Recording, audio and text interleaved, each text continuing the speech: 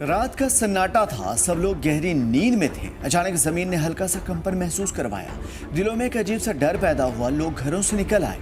6 अक्टूबर 2025 रात करीब 2:47। जम्मू कश्मीर के डोडा जिले में जमीन दहल उठी। रिएक्टर स्केल पर इसकी ताकत 3.6 थी। घरों की खिड़कियां और दरवाजे झंझना उठे।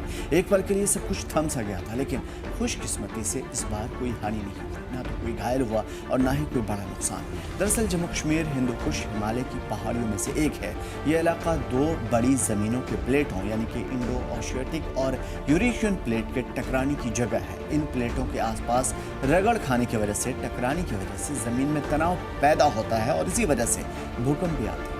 आपकी रात कैसी गुजरी हम सभी के साथ अगर साझा कर सकते हैं तो जरूर।